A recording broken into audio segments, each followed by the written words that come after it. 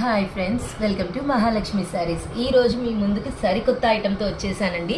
Semi Gadwal పట్టు శారీస్ అనమాట. బాగా లైట్ వెయిట్ లో బడ్జెట్ శారీస్ చాలా చాలా బాగుంటాయండి.